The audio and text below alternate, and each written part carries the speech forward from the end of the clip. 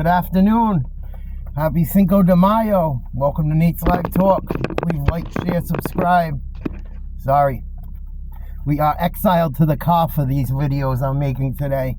It's loud at home, but everyone's having a good day, so that's cool with me. Sunday Funday, giving someone their props. What a great night of sports. Had so much fun at the live last night. You guys that came, I appreciate it. I'm sorry if the video, the lives keep screwing up. I'm gonna have to just like when I go live until I can figure it out. Every time I go live, it screws up when I plan ahead for some reason. So if I screwed you up and wasted your time, I'm so sorry. I'm very, very sorry. That's why I kept posting to Facebook. I hate looking like an idiot, but I apologize. It wasn't to be intentional or to drive people nuts.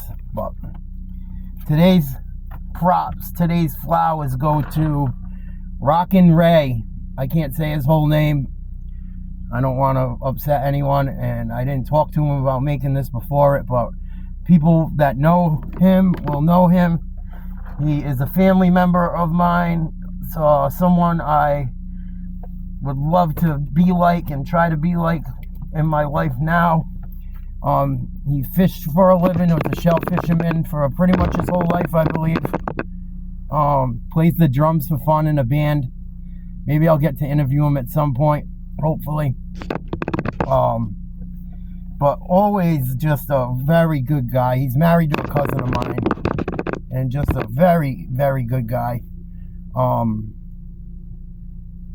Never heard him say anything bad about people, which is rare nowadays. Everyone talks shit. I love that feature about him. I've never seen him get really angry or mad. He's just he's not no joke, I can tell that too, but you know what I mean. He's just he's one of them people that is just very likable, and I don't know anyone that doesn't like him. And he just, everything I know about him, he was a good dad and worked hard, and everything I know about him, he was a very good spouse, it seems like, to my cousin Bonnie. That whole part of my dad's family's been good to me. They're really all I really know in my dad's family, and I thank you guys for that. But I'll tell a quick story about Rockin Ray. And my other uncles came out. Alright, so here's the story. It was Christmas vacation. I was in junior high. Excuse me, not Christmas. Thanksgiving vacation in junior high. And I would go out and pick quahogs for my uncle Gary on my mom's side. And so he picks me up at the dock at my mom's house one day. And that weekend, it was like vacation for Thanksgiving vacation. All right, I'll come pick you up at the dock. You want to come work? He goes, we'll go bull rake quahogs for a bit, and then we're gonna go over to Pojack Point, Greens River over there, and go get oysters. There was a lot of oysters in the bay at this time. Lots of them, tons of them. And we go over there after bull raking, and my uncle had slag picks for beating slag off of metal when you weld it, and we'd use the slag picks to separate the oysters, and one side of the slag pick was long as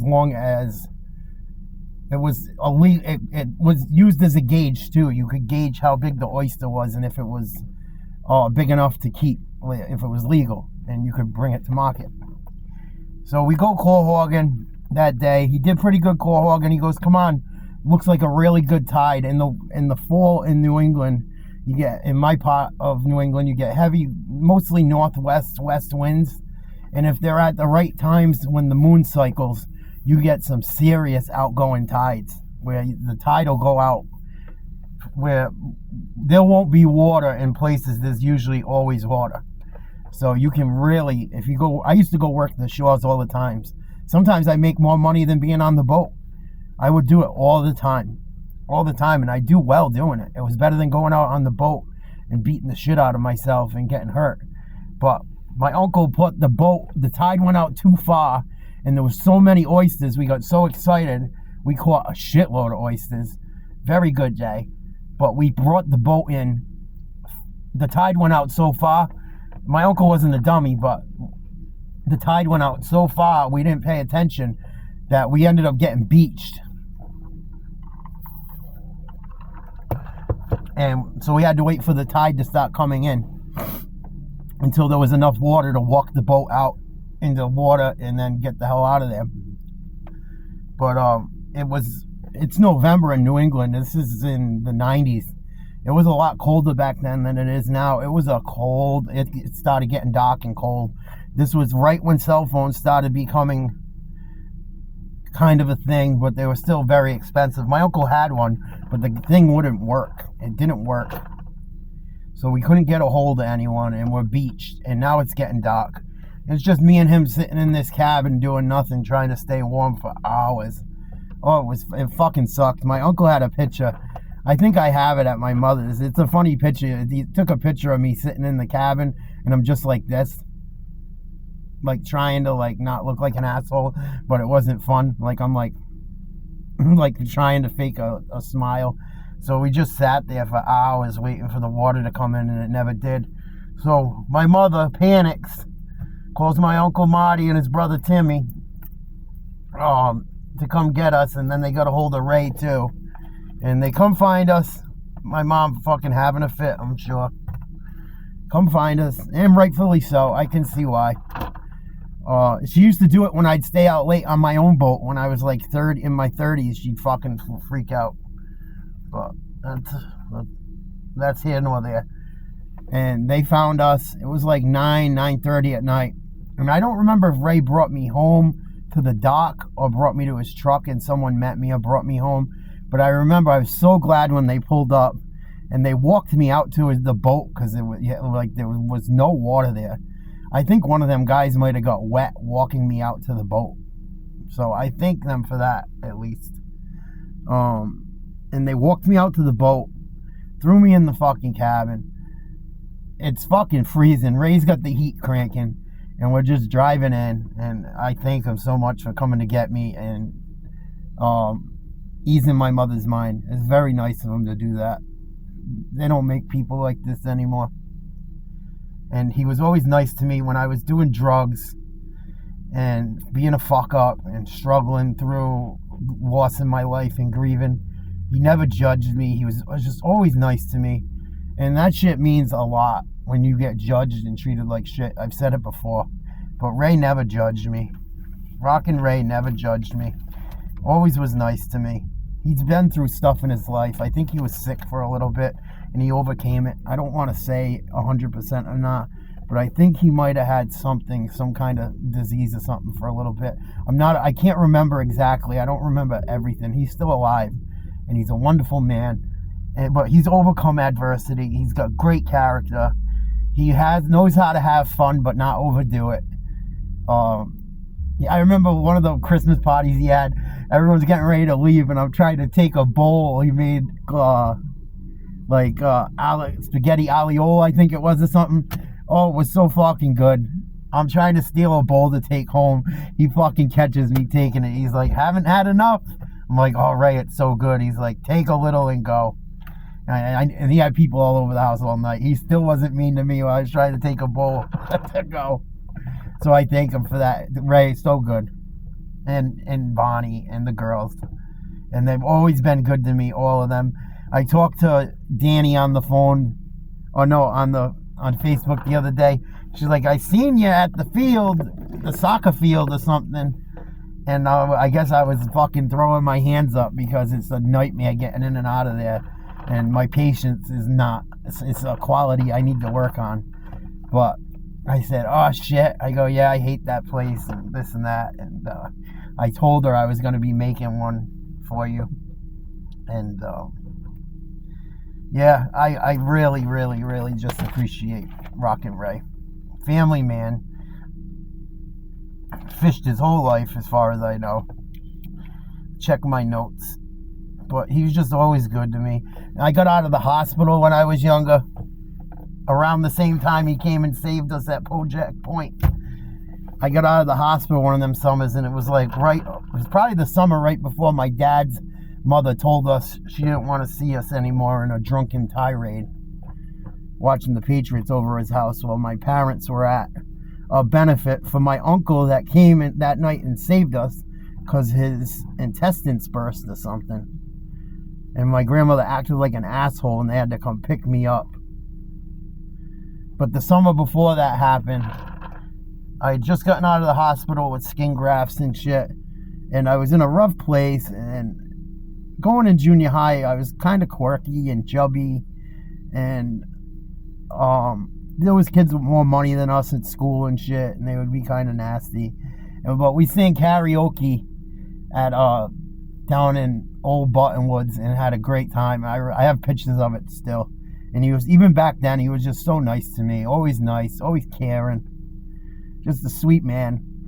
And hard worker. And he always gave me information working Cohogan. He always was like, come on, come check it out. This and that. He put me on a good spot. A very good spot one time. Very good spot. I worked a little bit east of him, but on the same drift. Not very far away from him, but he was always very cool. Like, oh, you want to come out and check it out? Come check it out. He wasn't greedy.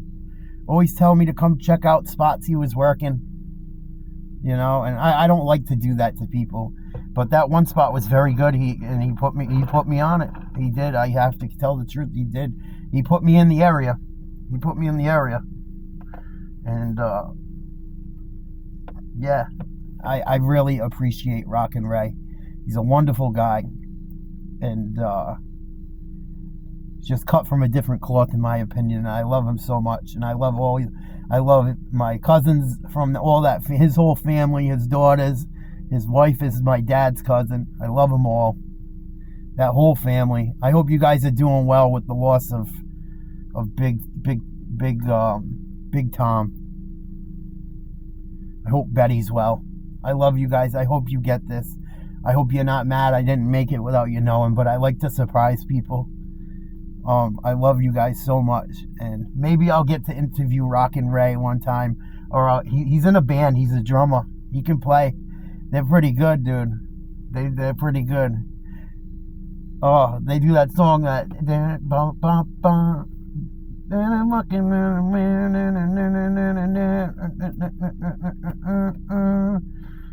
don't like that anymore. I don't know the name of the song, but they do that. They do that song very well. And their band's cool, man. They go around playing a lot. He's a good drummer. He's an even better man. And I'm so glad to have had him in my life. He's someone I look up to and inspire to be like. So, little story for you today.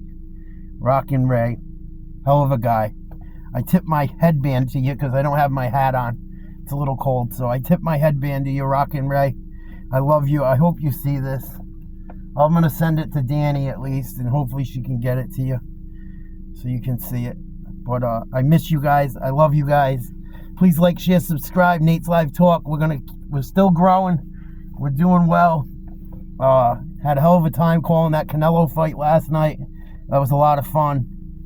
I'm going to drop an NBA video after I'm done uploading this.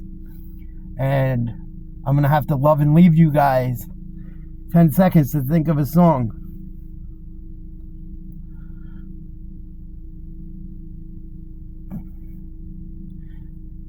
On a dark desert highway, cool wind in my hair, warm smell of colitas rising up through the air. Little Eagles. Love you, Rockin Ray. Love you, everyone that's part of Nate's Live Talk. Keep the faith. Love each other. Be good to each other. Sunday, Funday. Happy Cinco de Mayo. I love you guys. Over and out.